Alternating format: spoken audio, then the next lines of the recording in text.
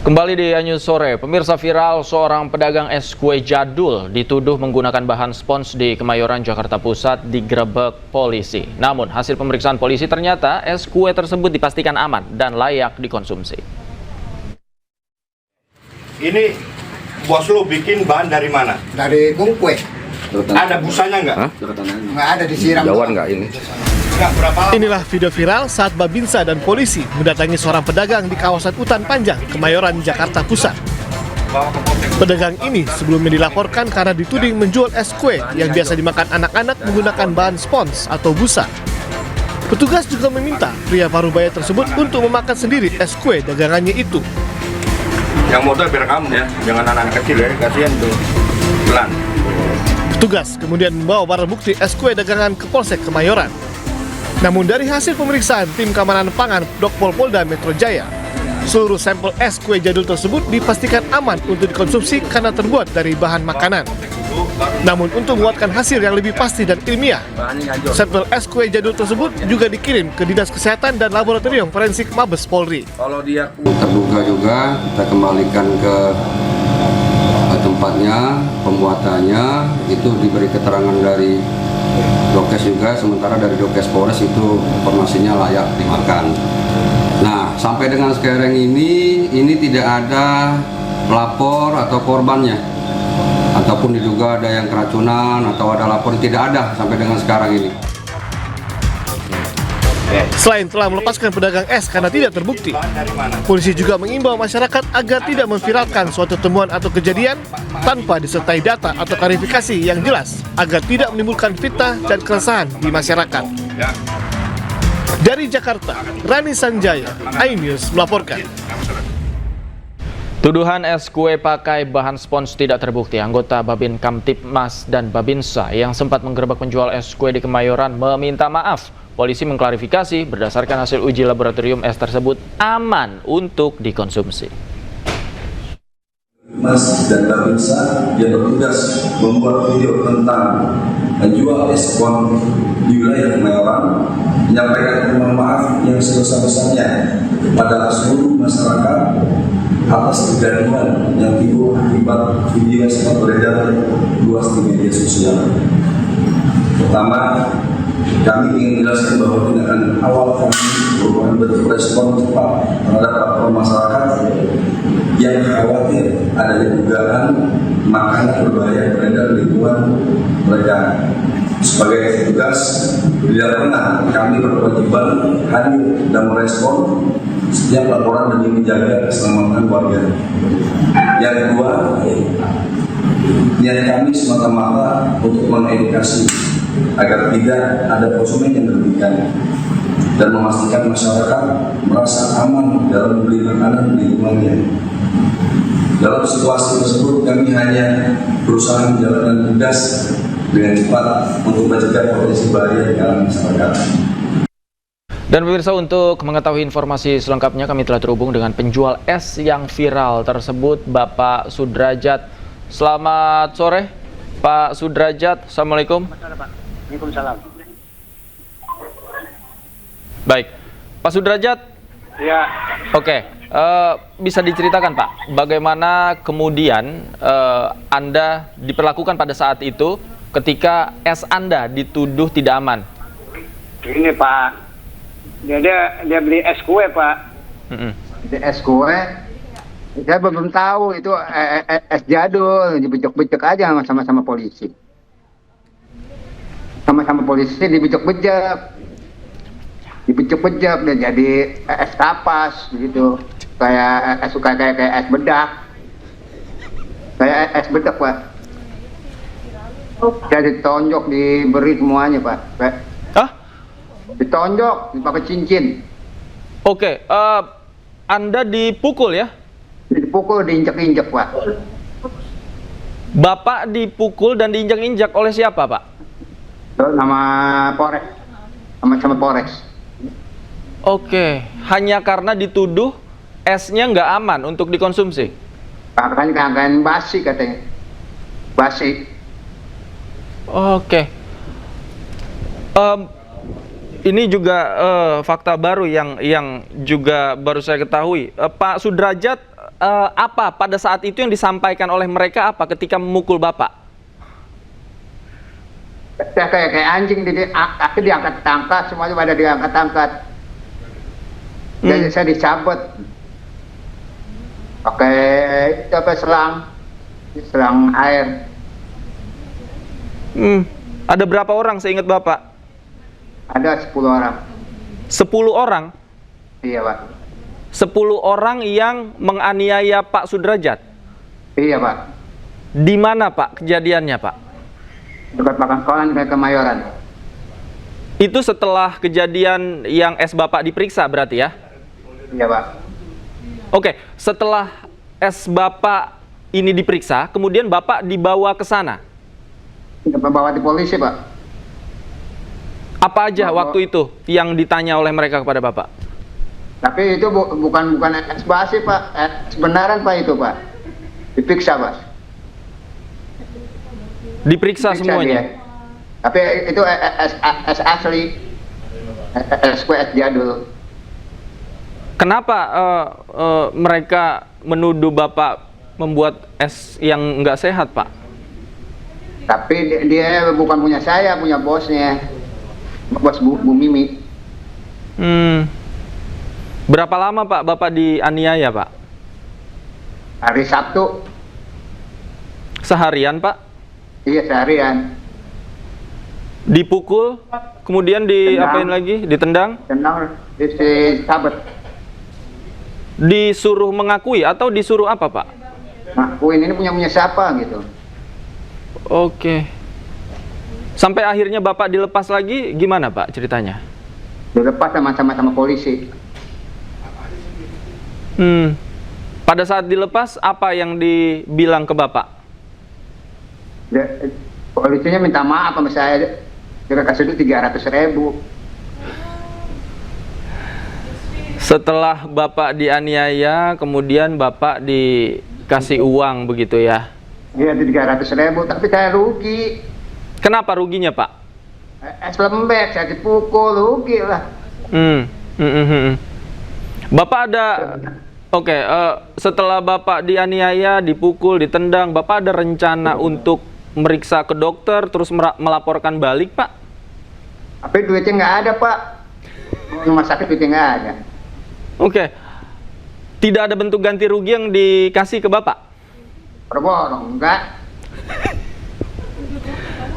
Pak Sudrajat, diceritakan Pak, sebenarnya es itu terbuat dari bahan apa sih Pak? Dari es gabus. Es gabus itu apa ya Pak? Es gabus. Tepung atau apa Pak? Bahan dasarnya apa Pak? Dari gua aren. Gula aren ada tuh dari ketua warung. Oke. Gula aren ya?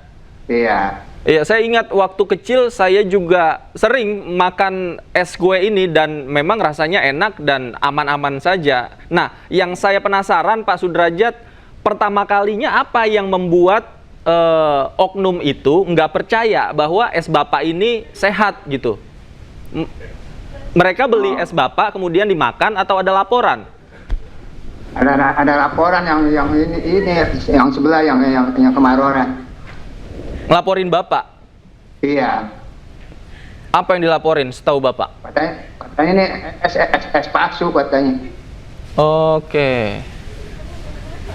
Es palsu. Kemudian setelah dilaporin itu Bapak dipanggil, didatengin? Dipanggil sama saudara yang cewek sama laki. Dipanggil pada saat Bapak jualan atau pas di rumah? Dipanggil, dikeliling. Berapa orang yang manggil Bapak? 2 orang, cewek sama laki. Oke.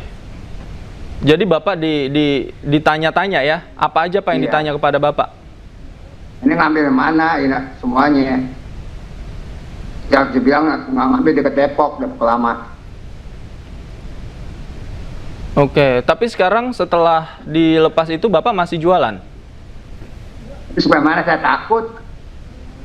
Takutnya diincar. Takut diincar? Iya. Kenapa Pak takut diincar Pak? Takutnya saya dikeroyokin mati. Oke. Jadi udah berapa hari Bapak nggak jualan? Udah 3 hari. Udah 3 hari nggak jualan? Enggak. Bapak pengennya kayak gimana Pak? Inginnya kayak gimana Pak? Ini Pak, jangan sekali-sekali lagi Pak, saya Pak. Jangan Terus? sekali-sekali pukul lagi. Oke, Bapak trauma ya? Tidak ingin Iya. dipukul lagi? Oke. Oke ya. Oke, iya itu pasti menyisakan trauma. Terus selama beberapa hari nggak jualan, apa yang Bapak lakukan? Saya nganggur, makan susah, apa susah. Saya nganggur. Kenapa nggak jualan lagi Pak? Takutnya saya digebuk lagi mana Pak, dan saya mati. Oke, tapi Bapak tahu kan oknum polisinya sudah minta maaf, kemudian ada omongan nggak bahwa sudah dipersilakan untuk jualan lagi, aman, dan lain-lain? Tapi orang Mayoran belum datang Pak, belum minta maaf apa sama saya Pak. Belum minta Belum maaf? sama saya. Belum minta maaf sama saya. Oh, belum minta maaf? Belum. Lihat batang hidungnya belum kelihatan. Oke, harapan Pak Sudrajat seperti apa Pak? Nah, begitulah kayak anjing jadi diseret-seret. Disabet habis semuanya. Trauma ya Pak? Iya, pusing Pak saya Pak. Bapak ada niat untuk melaporkan lagi Pak? Orang-orang yang pelaku yang menganiaya Bapak? Orang. Yang satu polisi Pak. Pangkatnya tinggi Pak dia Pak. Oke. Dagangan Bapak waktu itu disita? Disita. Jadi lembek Pak. Dibuang sama bos saya. Dikembalikan lagi ke Bapak? Tapi dibuang esnya. Sudah Sama bos. Oh, sudah lembek dan nggak bisa dimakan lagi Pak ya? Enggak. Pak, Rugi Pak saya. Bapak mengambil dagangan ini dari orang ya? Dari orang Pak. Oke, ada berapa pedagang teman Bapak 10 yang orang. sama-sama jualan? 10 orang. 10 orang? Iya. 10 orang itu yang dituduh esnya nggak aman cuma Bapak atau ada teman lain? Ada 2 orang Pak. Ada 2 orang lagi? Ada. Teman Bapak yang dibilang esnya nggak aman untuk dimakan? Iya. Tapi mereka ikut diperiksa nggak Pak? Sama dua-duanya diperiksa. Oke, jadi Bapak diperiksa bareng teman Bapak? Iya, dua-duanya. 3 orang berarti sama Bapak? 2 orang. Oh, 2 orang sama Bapak? Iya. Teman Bapak dapat perlakuan yang sama juga? Sama, dipukul juga, ditendang juga. Astagfirullah. Oke. Pak, ini terakhir Ya. Pak. Bapak inginnya seperti apa Pak? Harapan Bapak seperti apa? Tadi kan Bapak bilang, Bapak mau jualan tapi takut diincar. Kemudian Ya, Pak. kalau nggak jualan, Bapak nggak dapat penghasilan juga. Bapak inginnya benar, kayak Pak. gimana Pak? Benar-benar sih Pak, saya mau menanya aman. Jangan yang isu-isu lagi Pak. Oke, jangan ada isu-isu yang bilang. Es basi kayak bedak semuanya. Itu yang bilang seperti itu siapa Pak sebenarnya? Itu yang polisi Pak. Oke. Kayak bedak.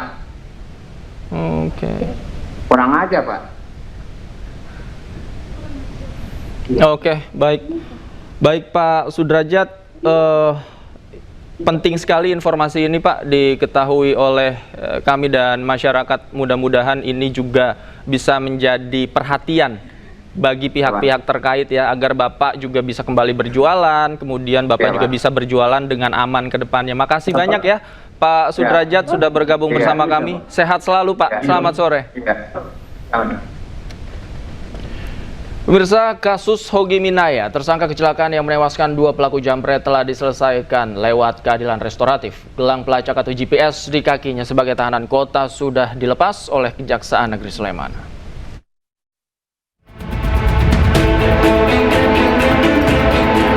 Gelang pelacak atau GPS yang dipasang di kaki Hogi Minaya sebagai tahanan kota sudah dilepas oleh Kejaksaan Negeri Sleman. GPS itu sebelumnya dipasang agar tersangka tidak bisa keluar dari Kabupaten Sleman, Bantul, dan Kota Yogyakarta. Hingga kini statusnya masih sebagai tersangka sambil menunggu proses perdamaian selesai. Hogi berharap proses perdamaian lewat restoratif justice segera rampung. Puji Tuhan, alhamdulillah sudah mulai agak reda mas. Dan namanya restorasi justice seperti ini. Mungkin depannya lebih lagi semua. Seperti diketahui, Hogi Minaya dijadikan tersangka oleh Satlantas Polresta Sleman karena mengakibatkan 2 orang penjamret istrinya meninggal dunia.